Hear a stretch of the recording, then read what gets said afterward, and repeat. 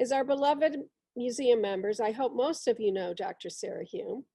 We're fortunate that Sara's been our museum curator for the past decade.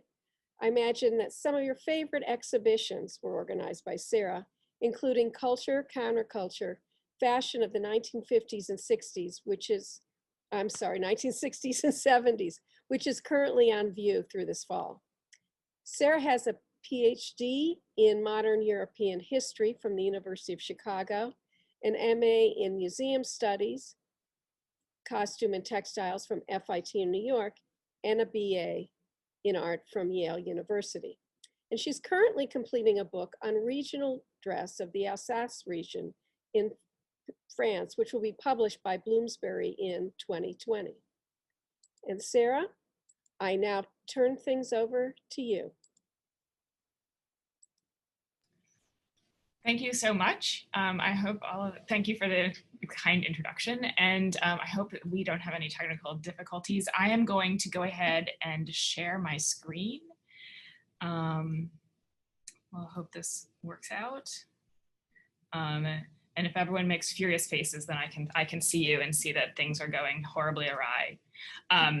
But here, so today I'll be talking about fashion and World War I, which, as Sara hinted at, is a particularly sort of pertinent period in history now that we're facing the pandemic, because World War I, the end of World War I was when we saw the great influenza epidemic from 1918 to 1919 that really devastated the population. And I have this chart, which I always open these talks with, and the main thrust of this slide normally is to show the magnitude of World War I. Because as Americans, we were only in World War I. We got in very late in 1917, and the death tolls, while terrible, pale in comparison to the European nations. And so I just like to use this slide to give people a sense of the magnitude of this war for Europeans. Whereas the United States lost 100,000 people, Great Britain lost 1 million people, basically 1 million people out of their population, which was 2% of their entire population. And of course, this is 2% that's concentrated among young men between the ages of 18 and 30 or so. And so it really wipes out this generation of young men. France, it's 1.7 million people, which is 4% of the whole population.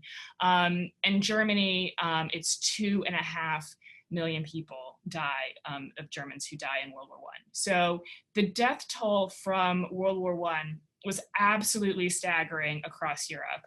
And so sort of in the European imagination, World War I looms really large, whereas for Americans, we've largely forgotten it, and we think a lot more about World War II. And World War II makes a lot more sense, like conceptually, narratively. World War II is much more logical.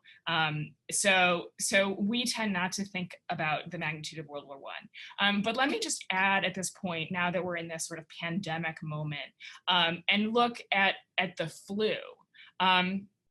And here we have the statistics of how many people died from the flu, which actually, now that we're in this mindset of thinking about numbers of deaths, these numbers, we look at the magnitude: 300,000 in Great Britain, more than 300,000 in France, 581,000 in Germany died of the flu between 1918 and 1919. And the flu, really, most of these deaths occurred between I think it was like September and November or December of, or maybe January, like the fall and winter of 1918 to 1919 was when these deaths, this is a staggering number of people who died. And then in the United States, this is the number we've been hearing, 675,000 people.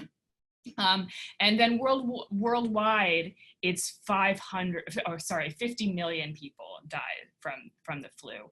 And so, and this, whereas the number of people who died from the war was 16 million. So several times more people actually died from the flu epidemic than the war itself. So really the point of all of this to bring home, World War I was terrible. The flu epidemic was even more terrible. And and this really changed people's lives. You know, everybody knew someone who died in this time. And, you know, families had sent away their young men to die in the war. And then, you know, the death came home. And so really this sort of lives this pall over the years from like 1915, 1914, 19 to 1920. So we think about the 20s as this glorious, happy, great period, but the legacy of this sort of death that just hung over the world really, it you know, begs remembering. And I think now that we're facing this kind of worldwide you know, mortality, we were really faced again with how this might change the world. And so I'm going to talk about, you know, how women dress. But again, like the way people dress is really a function of all these things that are going on in the world. And so, and women were involved in the war in a number of ways. And one of the major ways was as nurses. And so we think about one of the impacts of World War I on women's lives was that women entered the workforce. So that's sort of this trope that we talk about. And one of these main ways, the sort of conventional way we think about that is through nursing. So here are some World War Red Cross posters that show the way women were depicted in their service in the war. And this is a uniform that is in the Kent States collection that is a nursing uniform from this era. I'm not sure that it was actually in the war. It may have been, you know, nursing for the flu, it may have been domestic use. I don't know that we have the whole story on who wore this, but you can see sort of this white, easily washed outfit, full length skirt, long sleeves. So this is, you know, the image of women working in that way. But women worked in a lot of ways, and actually, and thinking about women as domestic servants and thinking about that as working women, you realize that women's participation in the workforce has gone on, you know, has always been there. Women have always worked, and women have always worked for money, because of course women have also worked, you know, their labor has always been involved in the economy. It just hasn't been compensated. But here, and I throw in this little picture from Downton Abbey of Anna, who is one of the maids, just to show that in that sort of that fictional depiction of the period of World War I, women as domestic servants play a really big part. But one thing that I actually read about ways that life changed because of the flu pandemic in 1918 to 1919 was that women actually had less, or there was less of a role of domestic servants. It was sort of the period when household help sort of disappeared, because that in the 19th century, even middle-class people tended to have servants, and that ends. And one of the reasons why it ends around the end of World War I is that you don't want people from outside of your house coming into your household and possibly infecting you. And so there was this sort of desire to get to separate from having outside help in your house. So that sort of was marked something of a death knell to domestic service. Obviously not for Downton Abbey, because it goes on there, but for us of more modest means, we no longer have the opportunity for household help. It's much less part of our lives. But here, this is a uniform that was worn by a maid that is in our collection. When we displayed it in the exhibition, the Great War exhibition, we added an apron to it, because probably when it was worn, you can see here there would have been an apron, but it's not part of the outfit itself.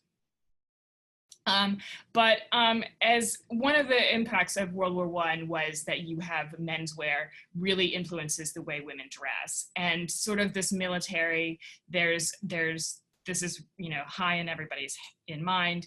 And so the color scheme that is fashionable is influenced. So you have sort of olive and drab and khaki becomes fashionable for clothing. And so you can see the influence of menswear in this kind of tailored outfit. But also women in general start to wear suits. And so as we survey the pieces in our collection, you see as you get into the 19 teens, you start to have a lot of outfits that are assembled as like a separate sort of jacket and skirt. And so here in the 19 teens, you can see what this looks like. You see the sort of the tight high waist, the peplum, the long full-length skirt that is narrowing at the hem. So this is sort of the style of the 1914. And then as you see during the course of the 19 teens into the early 20s, you see this real transformation in the sort of silhouette of women's clothing. And you can see this in the suits. You see they become straight up and down. The skirts become, the hemlines become higher, the waist drops, and the chest disappears altogether. So here is an example of a suit in our collection that shows this. So you can see there's a high waist. So in the sort of around, in the mid-teens or early teens, the waist becomes kind of high. And you see this really long, slim line down the hips and the full-length skirt. And, but also there's a very feminine aspect to this suit. It's not, there isn't a lot of influence of men's tailoring. You see lace, you see just, you know, these sort of ruffles at the sleeves. So it's not particularly influenced by menswear. But as you go through the teens, you see increasingly women's wear is influenced, or these suits are increasingly influenced by men's tailoring. And so here is this beautiful suit that we have from 1916 or so. And you can see the waist is becoming wider and much less defined. It's still full length, and this suit is still full length in 1916, but the hemlines are starting to come up. And you see in this detail picture, you see just the beautiful finishes on some of these pieces. This pocket that's sort of set in here when this angle with the buttons on it. And then these sort of reinforcement at the corners, at the seams to prevent unraveling at the sort of pressure points on the suit. So it really is a beautiful suit. And there's a very similar suit to that black one that's currently in our lobby. And this suit has made a reappearance in the museum. It is now on view in our, as you come in the front stairwell, because this is the one that really is reminiscent of suffragettes. And so this is also the era when women are taking to the streets of America and also across Europe to demand the vote. And so white was actually the color of suffragettes. They take on this idea of the purity of it, and it becomes this really dramatic image of these streets full of women with their sashes and their banners, wearing all white, demanding the vote. But actually, if you look at a lot of pictures, a lot of women are wearing just their regular suits, and a lot of them seem to be dark suits like the black one that we saw in the previous slide. So it is a powerful image that we sort of remember the suffragettes by, but it's not necessarily the only way suffragettes look. But you can see echoes in the past, the past 4 or 5 years, women have been making when they have sort of political statements that they want to make, they tend to wear these white suits, and this is this tribute to the suffragettes. And so by the end of World War I, women get the vote in the United States in 1920, so 100 years ago. But they also get the vote in Great Britain, they get the vote in Sweden, they get the vote in Canada, there's a number of countries around Europe and the West that where women earn the right to vote following World War I. Interestingly enough, France, for instance, women don't get the vote until 1946. So it isn't universal, but there is this big wave. It isn't just an American phenomenon that women get more rights. And women's sort of entrance into the workforce and women's participation in the war effort is part of this this reason why they're sort of getting more freedom and liberty and rights at this stage. And then here's a suit from 1929. You can see the changes in the styles and how much more masculine this suit is. The sort of jacket is very much men's tailored style, and the skirt is much shorter. But you have these beautiful details. This is just such a great suit with the seaming and these little additions and the sort of the plastic buttons, because plastics are coming in the early 20th century. So you have all of these great buttons in it. So women, as they're sort of changing, they're entering the workforce, but they're also entering sort of the world of exercise. And this is actually a big influence on the way they dress, but also sort of the conception of their bodies. And working out and exercising becomes the way that women shape their bodies, instead of shaping it through foundation garments, which is sort of the traditional 19th century way women's bodies are conceived of, as something to be controlled and maintained by these sort of exterior forces.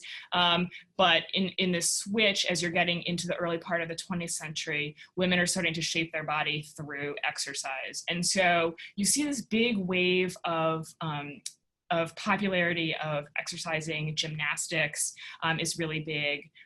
So you have these gym suits. So schools, women's colleges, high schools, have these uniforms that women can wear, and they have sort of divided legs. So this is sort of this shocking thing that comes in the late 19th century. Things like bicycling and gymnastics, women start wearing bloomers. And they can show, this is actually really instructive and what this looks like, because you can see how little you actually see of women's, obviously you see their calves, but the part that is covered by these bloomers, it looks like a skirt. Like, it's hard to even tell that it's not a skirt because they're so full. Whoopsies, I went ahead. But this is, and this is such an interesting outfit too. This is a separate bloomers and top, and they're buttoned together under this waistband, and they're fastened, the fastening goes up under one of these pleats and then around behind the neck, but you don't see any of this when it's all together. It looks seamless. They do love fasteners at this time, and they're very elaborate and complicated, and everything is very secure when they're on. So here, as we're moving into the, as we're getting sort of into the war years, they take on this sort of nautical theme in a lot of the sportswear. It takes on this sailor aesthetic, and you can see here, you can see this sort of rowing is the theme of this advertisement, and so you have this sort of sailor theme in this basketball uniform. So this is a basketball uniform from the 19-teens, and one of these girls is wearing this basketball uniform. She was the donor. She was a student in, I think it's in West Virginia. It's a high school basketball team.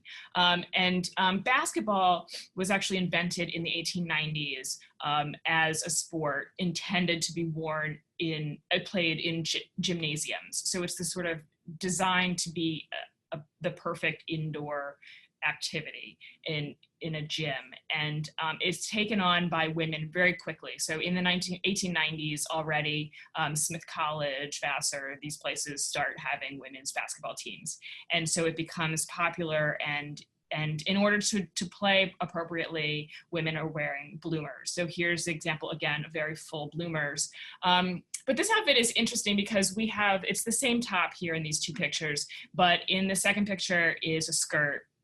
And sometimes they would have a skirt that would be worn as sort of a cover-up. So if you're going to be outside and not in the safety of the gymnasium, you would wear a cover-up over the bloomers, or alternately, it could be worn as an alternate sort of pairing with the blouse instead of the bloomers. And in that case, it would be used if you're playing outdoor sports. So for tennis, for golf, for field hockey. So if you think about outdoor sports, these are sports that women wear skirts for. And that was true in 1914, and that is true in 2020. So these are sports that women still wear skirts to play. So these are the outdoor sports, unlike indoor sports where it's safe. I guess it's a private enough scenario so women could wear divided skirts, or divided whatever bloomers. And then another sport that is very popular at the turn of the century is swimming. And swimming, of course, necessitates more revealing clothing if it's done in an athletic way. If you're just sort of out there quote unquote bathing suit and you're just getting your feet wet or just, you know, taking a dip, then sure, you can go ahead and wear these outfits that you see on the left. And the outfit would actually have been paired. So this is not the complete outfit. It would probably have had stockings and shoes and a cap, as well as this outfit, as well as the sort of the overdress and bloomers. But then when as you go through the teens and into the 20s, you see a really dramatic change in what women wear to swim in. And you see these sort of classic 1920s bathing suits, which are knit. They're made of wool. So yes, they were very heavy and itchy. They were wool knit, and they tended to be these one piece where there's this sort of shorts that are underneath the overskirt.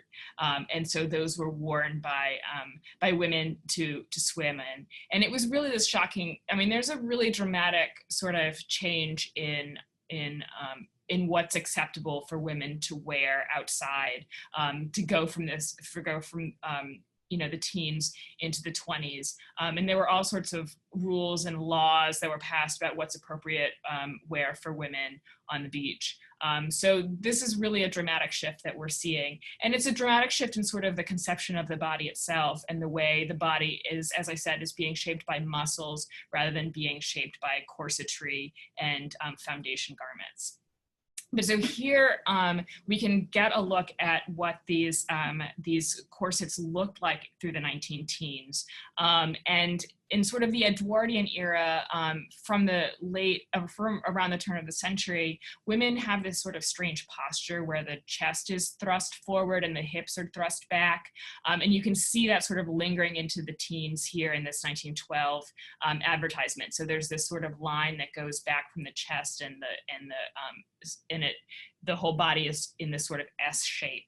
And this corset doesn't actually go up very high. It doesn't really go up and cover the chest. So it starts below that. And so then it leaves this space that's available between the sort of the top of the corset and the chest. And so underneath the corset, women would wear a chemise. And so increasingly, so this chemise is what's covering the chest. And around this time, this top of the chemise is sort of made into a separate garment. So rather than being the underpinnings here, there's a separate garment that goes on top, and that is the brassiere. And so this is the period when women start wearing bras along with their corsets. And the corsets gradually, so here's a picture of one of the corsets in our collection. It's a really beautiful one with a sort of salmon colored ribbon that goes under these eyelets in the top layer of the corset. And then at the top, you have the ribbon under lace. And you can see how low it sits on the hips, and then how much of sort of the upper body is exposed over top of the corset.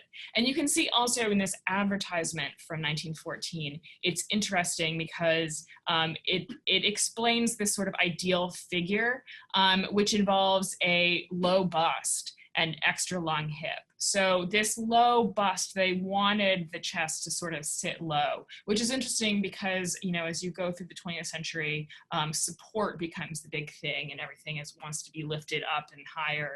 And so, but that isn't sort of necessarily the desired silhouette. And so here you see, we really had to alter this dress form when we mounted it because, the bust line did not sit where we wanted it to, so we had to pad it differently to get this proper, this teens silhouette. And then as you go into the 1920s, you see, so again, you see here, this is sort of a one-piece outfit, but you can see what is sort of the bra, and that would become separate from the girdle altogether. And this is really more of a girdle than a corset, which I say largely because it has elastic panels. And so during World War I, there was big demand for steel. And so people were asked to make sacrifices and not use steel for various functions, sort of civilian purposes. And one of these civilian purposes for steel was making corsets. And so women were called upon to not buy corsets with steel in them. And so one of the replacements that sort of happens at this time is elastic starts to be used in corsets. And I think women were not reluctant to make this trade. So I think there was probably that was probably done fairly happily. Although we can see there's these ads, these ads from during World War, this is sort of before World War I, certainly in the United States, but you can see ads from during the period of World War I that are occurring for corsets. So I'm not really sure that that can be explained, that the disappearance of corsetry during this time is not really because the war effort caused people to give up their corsets. I think there were, I think elastic helped push the sort of stiff corsetry out, and there was just, and the athleticism pushed corsetry out. There was this changing conception of how women's bodies were shaped. And, once women had this taste of not wearing corsets, they let it go. Or the younger women did. The older women would continue to wear it throughout their lives. And so looking at accessories, we also see the influence of the war on women's footwear. So here, these two pairs of boots, you can see, well, this pair from 1909, this is well before the war, but you can see how very similar these are actually to men's sort of boots, men's style boots, even men's combat boots are kind of in this style. And then here, as we get closer to the war, you see this sort of olive drab color they look like spats over shoes. And so you can see there's really this influence of menswear, but also women are wearing skirts that go all the way to the floor. So their shoes are not particularly exposed, but they sort of change the way the shoes are designed as the skirts come up. And so you see the equivalent shoe that would have been worn for the same kind of occasions during the 1920s is an Oxford, and so it no longer goes all the way up the ankle. So you're seeing the stockings instead of the boot going up the ankle. So that's one of the changes that happens as the skirt comes up. They do change the kinds of shoes they wear, and there's a lot less wearing of boots. And here's a pump from the 19-teens, and you can see they have these long pointy toes, and they have these curved heels. So as you get into the 20s, the line of the heel ceases to be quite so, so curvy.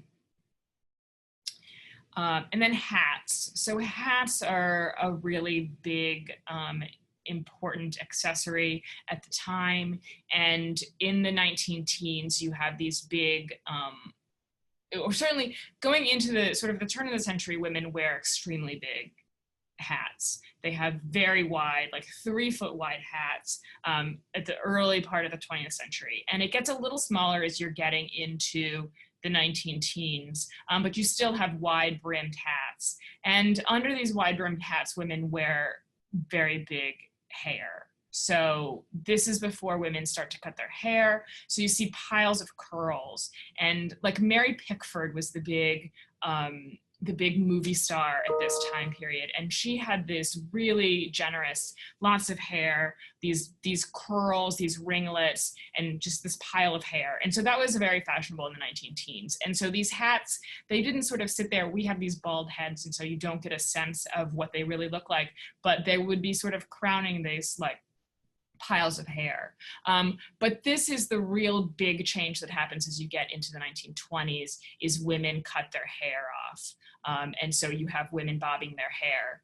And so as you get into the 20s, women's hats become much closer to the face. They frame the face much more. And you just see this absence of hair. And this is a really shocking sort of shift that happens in women's fashion, is this cutting off of the hair. And it actually starts to happen in the 19-teens. We think about it as being a phenomenon of the 20s, but you see these really cutting edge avant-garde women who actually do it in the 19-teens. Coco Chanel cropped her hair or bobbed her hair in 1916. So you see this sort of the forerunners of this are happening at the same time as the war, and women are taking on men's roles. They're taking bigger roles in the workforce, and they're starting to cut off one of the most sort of quintessential symbols of femininity, which is this long, glorious hair. And so this is really sort of a masculine style, even though, you know, and the styles are closely associated with boyishness. And so this is a really shocking change for a lot of people, and there's all sorts of outcry against women cutting off their hair. So the whole style of the 1920s is this boyish style. And so the loss of sort of this curves, the tight clothes that we talked about that really showed off a woman's figure, that becomes this sort of pubescent boyish silhouette. And that is very sort of disturbing for a lot of people, that it's changing sort of the way things should be. And so here in the next few slides, I just go through and compare pieces that are earlier with later, so you can really see the changes that happen in fashion into the silhouette. And so this is I think it's a Mother of the Bride dress, the one on the left from 1912. And you can see the waist is quite high. The neck is really high. And this is really characteristic of Edwardian fashion. You have clothing that has neck stays. And so there's actually little plastic or wire pieces that hold these high necks up into that jab up into the jawline. And so this really, it holds your posture. And so then this would have been worn over this long corset. And you can imagine that corset that we saw that goes down all the way to here, well down the thighs. And so you have the slim line that follows the line of the corset. The skirt goes all the way to the floor, the ankle. And so this whole outfit is very rigid. And that's one of the things, is that one of the things that changes in the 19-teens is the posture. And so as the corsets sort of going away, as these high pointy necks are going away, women slouch. And so that's the sort of, you know, the dismay over, you know, kids these days. One of the complaints that you saw a lot about teenagers in the 19-teens was they're slouching all the time. And that generation of young women who were the slouchy ones, they were known as flappers. That was sort of the slang term in the 19-teens for girls in their tweens who were sort of 13, like 12, 13. They were flappers in the 19-teens, and that term actually sort of ages with them. So they are the young women of the 1920s, but they're the sort of the adolescents of the teens. So that's really when the origin of that word. But here we see, just 6 years later, we see a very similar dress, which was actually also associated with a wedding. I think it was the trousseau. It was like the next day dress, or going away dress. Or I don't know all the terms for these trousseau, like, you know, parts associated with your wedding. But you can see the waistline is wider. It's not as fitted. There's fullness down the hips. There are these sort of panels of fabric, these sort of triangles that come out to the side and then fall in these graceful curves down the hips. And you can see, of course, that the hemline is considerably shorter by this time. And the neckline, we've gotten rid of that, the high neck. Even by 1912, that high neck is getting a little old-fashioned. You start to see people get rid of that. So this is a rather conservative dress, even by 1912 standards. But it's gone here. The sort of the slimness of the fit is gone. It's a much fuller outfit altogether. And then here's another pairing. This is an evening dress. These are both evening dresses. So here around 1912, around the time of the Titanic era, the skirt is very long. it goes all the way to the floor and then some. It even trains on the floor.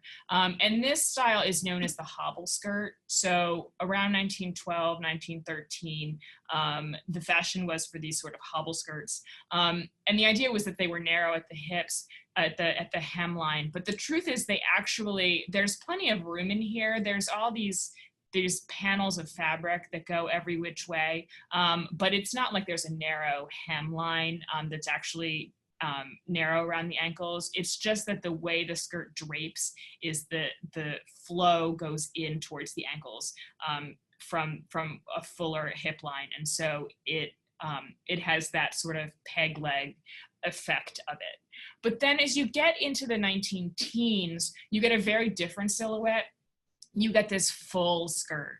And in the higher, you see the higher hemline in this very full skirt. And what happens during the war years is the fashion industry continues in Paris, and they continue to try and put out lines in order to get customers.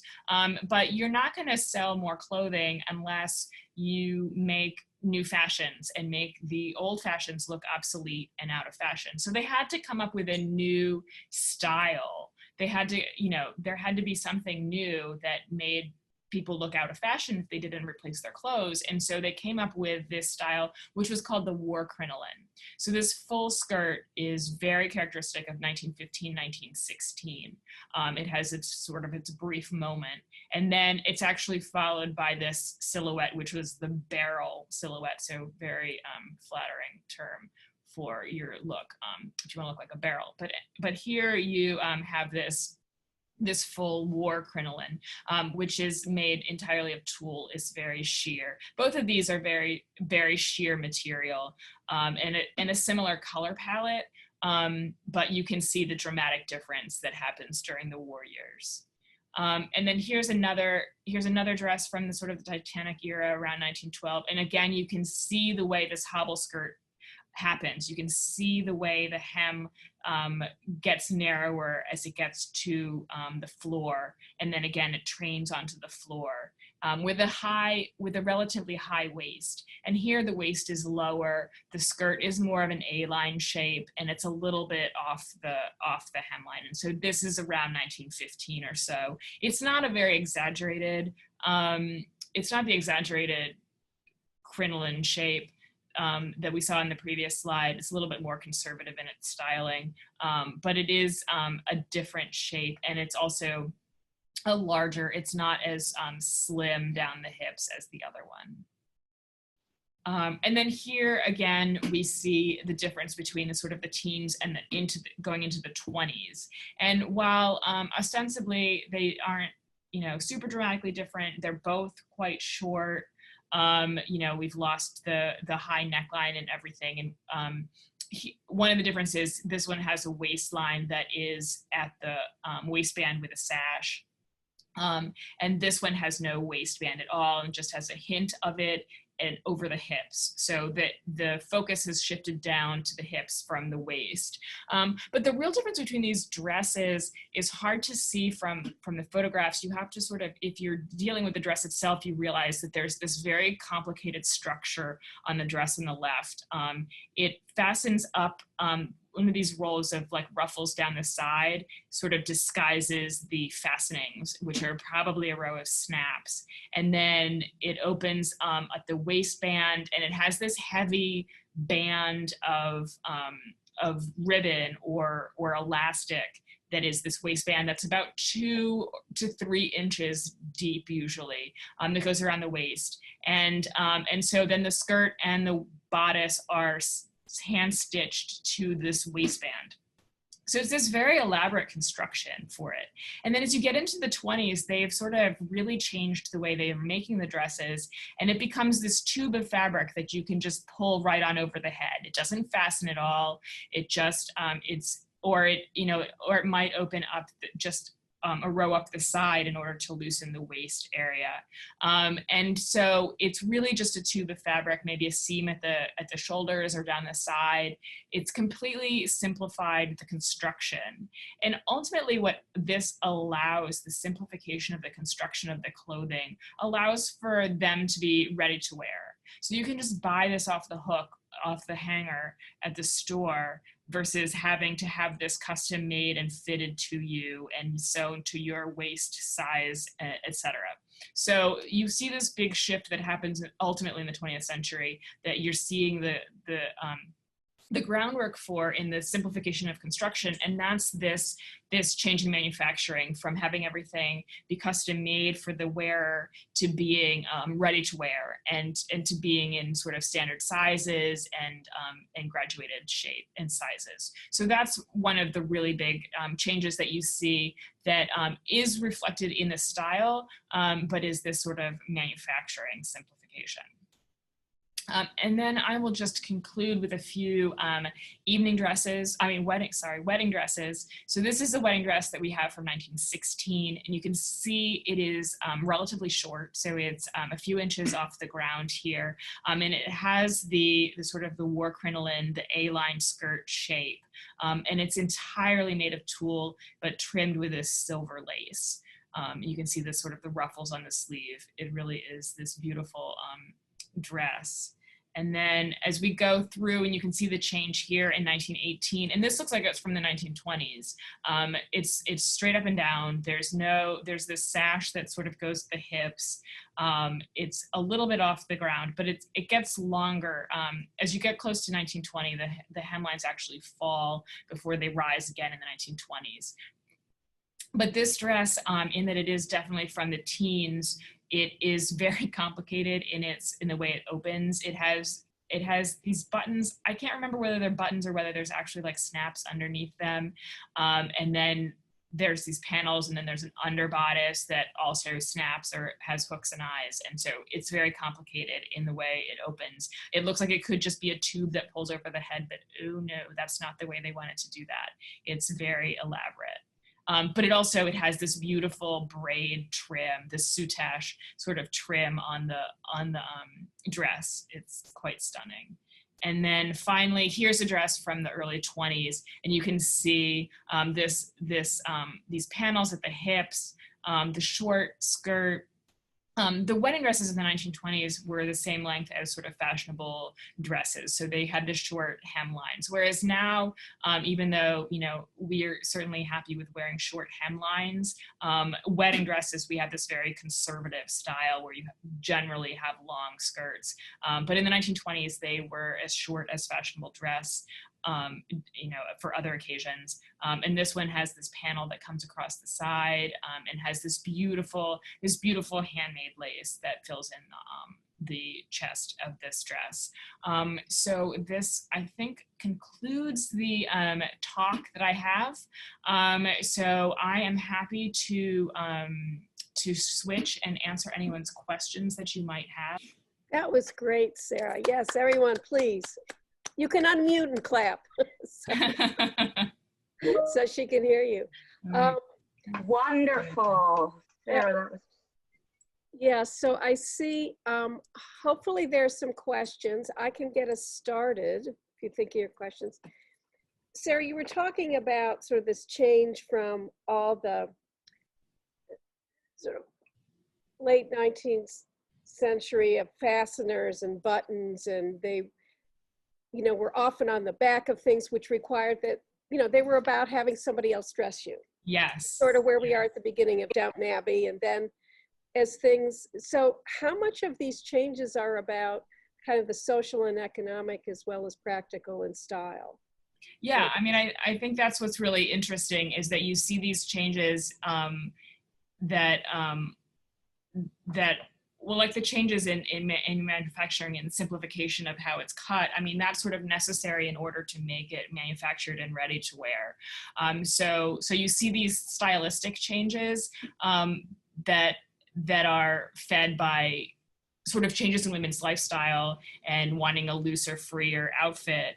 But it goes hand in hand with these changes in making a simpler outfit that can be more readily mass produced. And so you see all these different aspects in changing style. And we think about fashion being dictated by, these sort of creative geniuses. You have Coco Chanel, and you have, earlier you had Worth, or later you have Dior.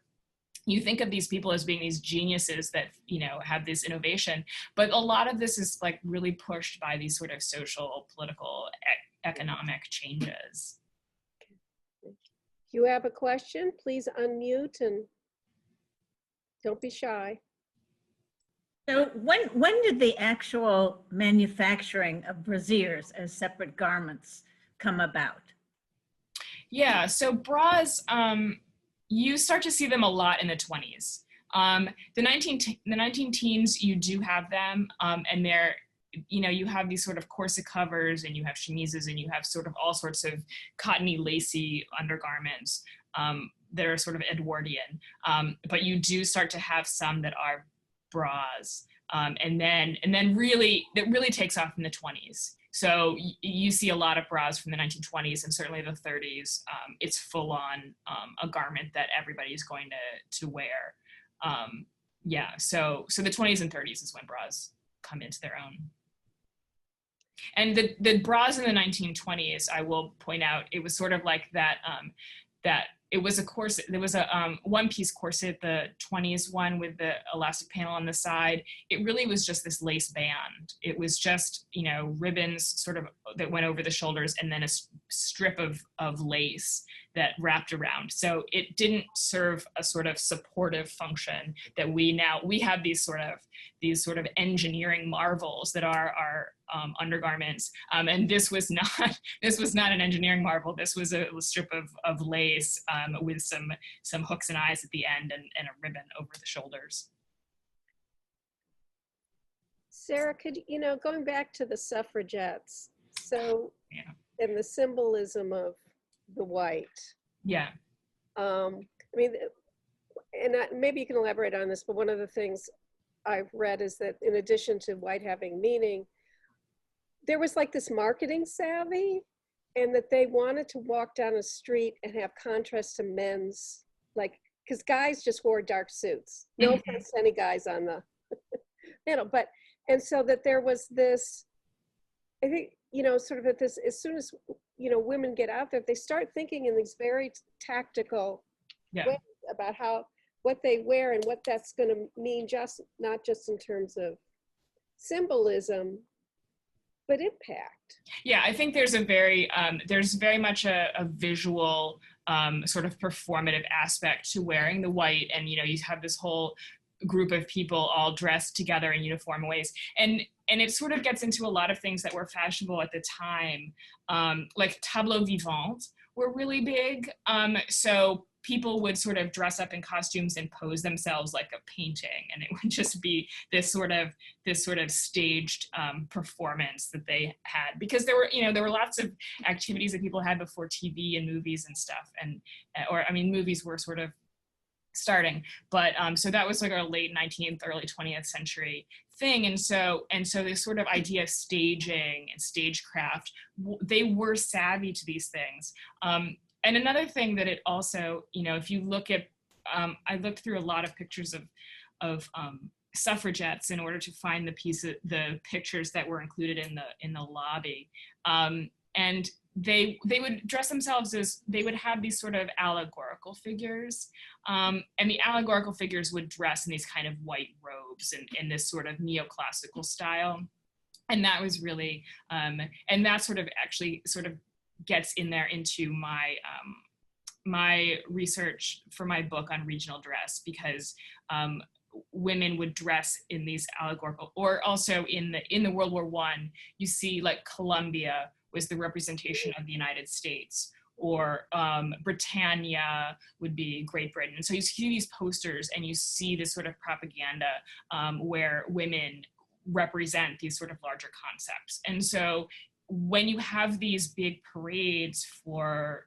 suffrage, you have this sort of allegorical presentation and women representing this idea of I don't quite know which, you know, what symbols they were, but you think about this too, like women represent justice, women represent liberty, and so all of these characters, and so that was part of this performance. And so I think that women wearing these white robes also spoke to this sort of visual language that people had developed in order to to sort of encompass these ideas. And so women, sort of participating in the political project would be in keeping with this idea of women as liberty or justice.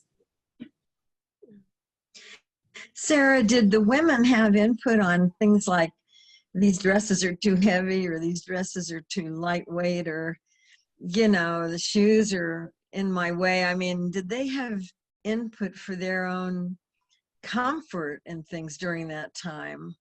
Yeah, I mean, certainly when you have World War I and women are called upon to serve in a number of ways, and so the practicality of the clothes become very important. And so women, like nursing, obviously there's a lot of reasons why people would pick certain things that are washable and stuff like that.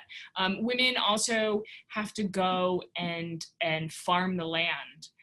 Because men, I mean, this was a huge problem in World War I. You have starvation, you have like famine, because there's nobody to tend the farms and nobody to grow the food. And so women across Europe had to go and farm. And this happens again in World War II. And so that's when you have, like they can't be wearing these party shoes and fancy stockings and 10 petticoats and whatever. They have to wear pants, and they have to put on boots, and they have to actually work. And I think when you have this generation of young women who's exposed to these opportunities and gets this taste of wearing clothing for a reason other than being decorative, they start to think about this. And so you see changes that are much more about comfort and the way we think about comfort and the way that dictates how we dress.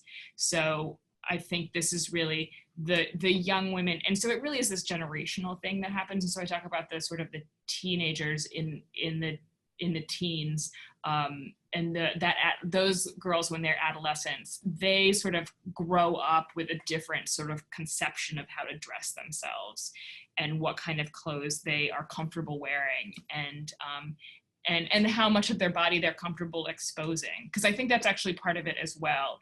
Because they're very, these dresses in the 20s are sheer. You're seeing their like slip. They roll down their stockings, so you start to see their leg all the way up, to the knee. So that's really, that gets in with the question of the bathing suits, because that's sort of the early place where women start wearing more revealing clothing, and it's very shocking to people. And so that's where it starts to make inroads, and then it becomes more regular wear as you get into the 20s. Hmm. I mean, that gets away from your question. I don't know if that. Thank you. Yeah, that was terrific. Thank you. Do we have one last question? Oh, wow. Go ahead, Leslie. I know this isn't relative to this particular period, but when you were showing these beautiful hats, can you give any information on when hat wearing became not something we did in America? Yeah, so that's actually if you would come to visit the culture counterculture, that's really the 60s and 70s is really when you see the hats disappear. And if you go into our storage, if you ever see our storage, you see tons and tons of hats through the 1960s. And then once you get into the 70s and 80s, that stops. And so I think that's really a product of the 60s. Young people in the 1960s are the ones who stop wearing hats. That's my, my take on that. But also, I mean, do you think that it was also the, just formal dressing in general, no more gloves, the sort of accessories became different? Yeah.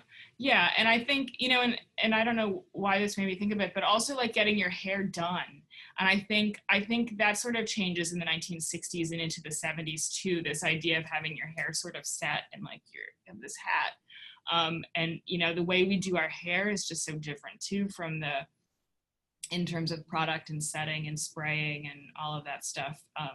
It becomes, that changes. So yeah, but accessories change as well. Like you stop wearing gloves as well as hats in the 1960s.